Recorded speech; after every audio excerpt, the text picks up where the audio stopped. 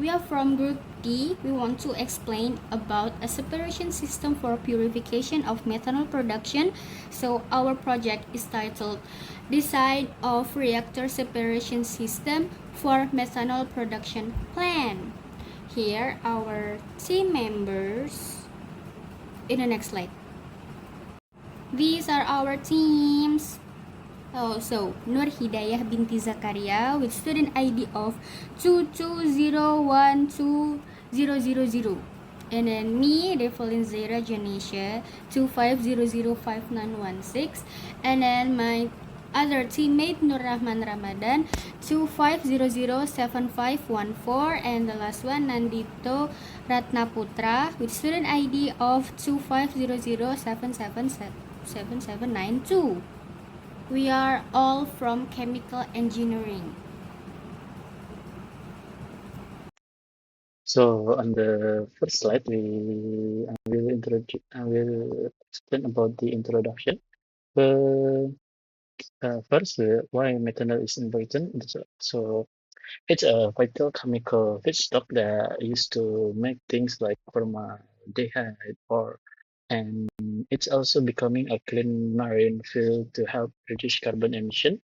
But making methanol quite tricky, and it is very hard reaction that cause polymer shrinkage, meaning that we need to strict control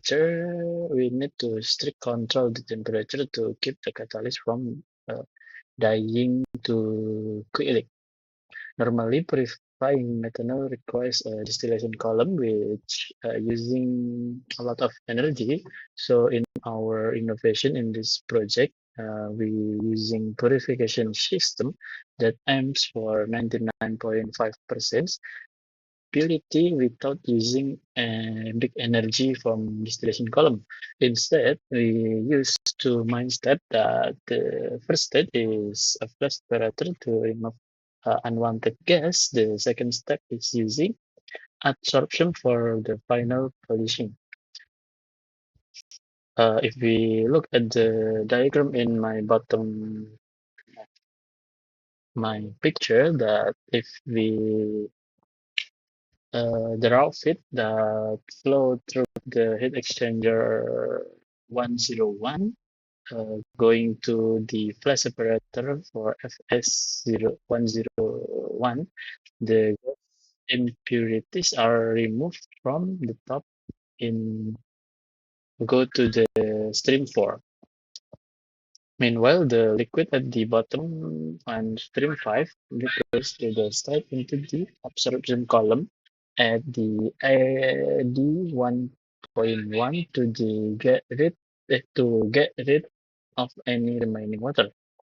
Finally, the clean product is cooled down through the HA heat exchanger 1.2 and safely go to tank and vented at the unit T 1.1. To the second slide, I will present about the technical challenge and design objective. This is to make the system work effectively, and in this project we face around four main technical challenge. First is gases impurity, that gas like hydrogen, carbon monoxide, and methane can interfere with the absorber and lower its water capacity. Our design goal is to set the right pressure and temperature in the flash separator to clear out this gas without losing methanol into the vapor or reducing the methanol vapor. The second is water removal efficiency. So, with choosing the wrong absorbent material can lead to the early water breakthrough and miss our dry target purity. So, our goal is to properly size the zeolite molecular sieve absorber, then find the best cycle time to guarantee the 99.5 purity percent purity. The third one is the absorbent regeneration.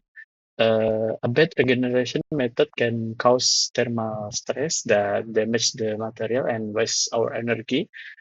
So our goal is to compare thermal swing absorption or TSA and pressure swing absorption or PSA to keep the bed lasting longer with minimal energy use.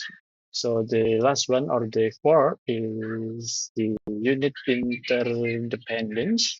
Without so in this section we thought a distillation column to act as a buffer.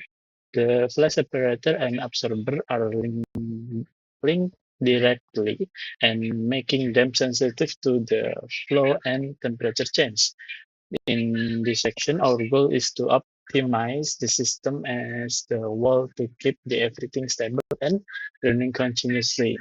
I will go to the my friend's slide. Hello, my name is Nurhida binti Zakaria. So we will move to the adsorption unit. We selected adsorptions as a streamlined purification method following our initial pre-separation steps. Its main strength lies in its ability to enable highly selective impurity removal, specifically targeting trace moisture to achieve our high methanol purity target. As shown in the schematic, the separation is driven primarily by molecular size exclusion and adsorption affinity. Using molecular sieve 3A, the pore structure selectively traps smaller water molecules while allowing methanol to pass through unhindered. Because these adsorbents are fully regenerable, they support continuous cyclic dual bed operations, making this polishing step extremely effective for final water removal and ensuring our final product meets our required quality specifications. Hi, before I explain the process flow diagram, I'd like to briefly introduce our feed stream. The feed enters the separation section directly from the methanol synthesis reactor. It operates at 252 degrees Celsius and 70 bar, so it is completely in vapor phase. The feed is mainly composed of hydrogen, which accounts about 75%, followed by methanol, methane, carbon dioxide, and carbon monoxide, and a small amount of water. Since this is still crude methanol, it contains both gaseous impurities and water that need to be removed in the downstream separation process. This slide shows the overall process flow diagram of our methanol purification system. The process starts with the reactor outlet stream, which first passes through a valve and a heat exchanger to reduce the pressure and temperature before entering the flash separator. Inside the flash separator, most of the gaseous impurities, including hydrogen, carbon monoxide, carbon dioxide, and methane, are separated from the liquid phase. The liquid stream, which mainly contains methanol and water, is then sent to the adsorption unit. In this unit, molecular sieve 3A removes the remaining water to further increase the methanol purity. Finally, the purified methanol is sent to the storage tank while the remaining gases are discharged through the fan system. So now I will explain about absorbent selection. So we have three type of absorbent: silica gel, activated alumina, and molecular sieve 3A. All the three absorbent is good for water removal, but silica gel and activated alumina is only good for moisture control. While in this case, we want to remove all the water from the methanol, so we use the molecular sieve 3A or zeolite 3A because it have a precise size exclusion. As we know, water molecular diameter is 2.65 Armstrong and methanol molecular diameter is 3.6 Armstrong. So the water will flow inside the zeolite 3A and trap there, while the methanol will flow through the bed.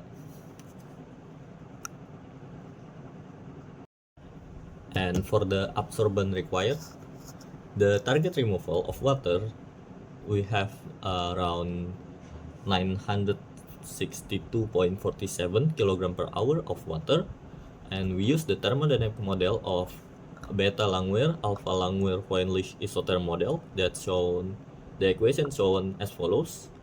And using that equation, we got the working capacity of 0.1632 gram water per gram absorbent, This is based on the estimation of the residual of water that left from the regeneration process of 0.01,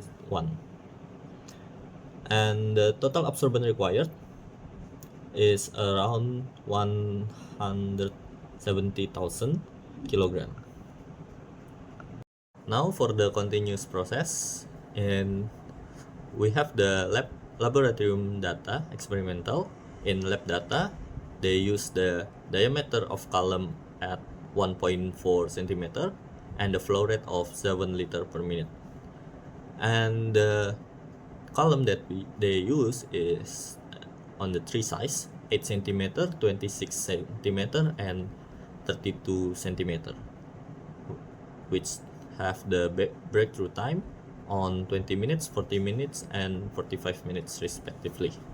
So for scaling up the column diameter, we use the equation of Q prime over A prime equals to Q over A lab data.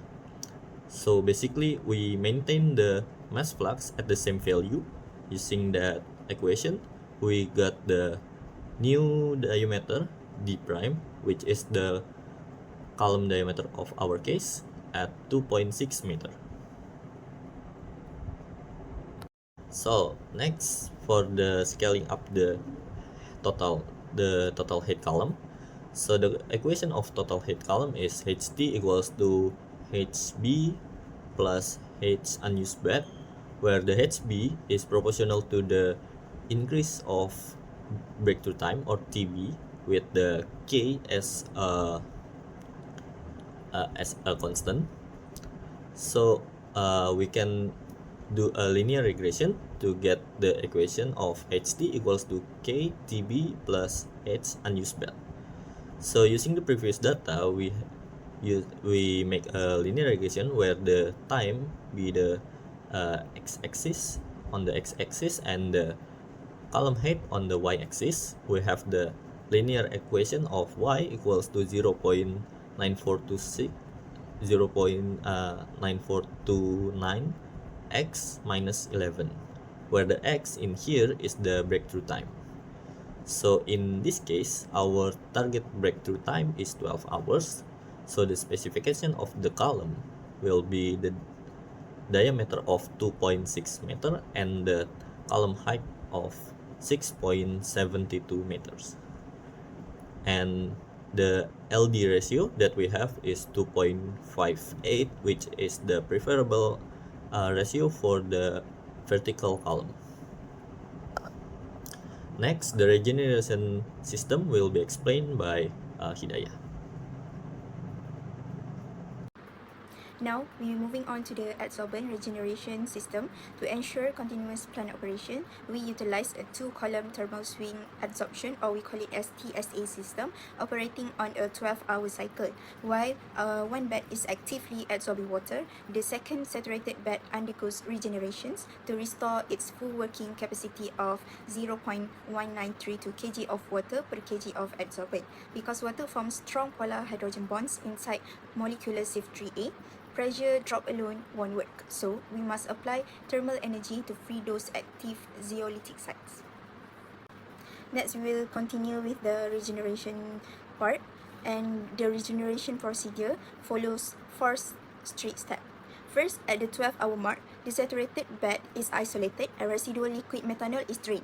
This step is very critical to prevent the thermal degradation or unwanted site reactions during heating. Second, during the heating phase, hot purge gas, either inert nitrogen or recycled gas, at 200 to 300 Celsius is passed through the bed in a counter current direction.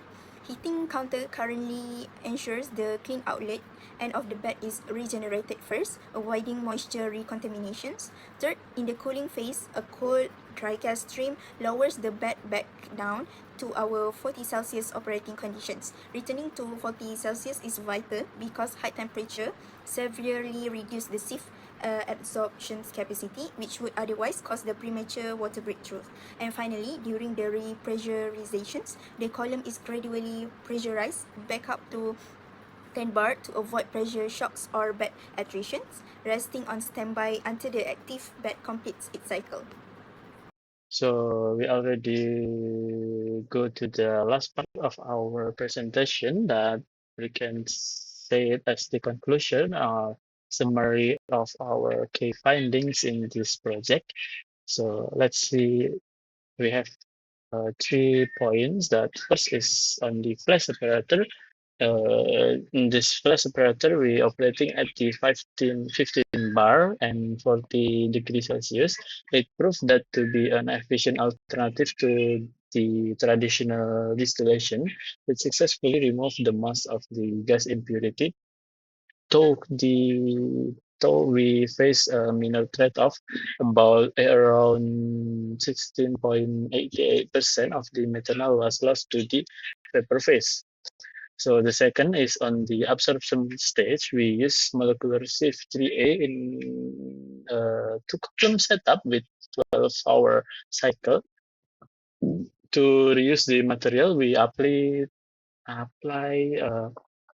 thermal swing absorption or TSA using heat between 200 and 300 degrees Celsius to break the bonds between the water and the absorbent. Finally, or the last one, regarding the purity target and optimization, our integrated system successfully raised the methanol purity to the 97.89%, while this is a solid result, but it's still slightly below our 99.5% goal. This mean we still need to fine-tune our operating condition and flow rate to fully meet the commercial standard or our goal. And that's all. That's what our findings, and thank you very much for your attention. This will be last of our presentation. Thank you. Once again, thank you for the attention and goodbye.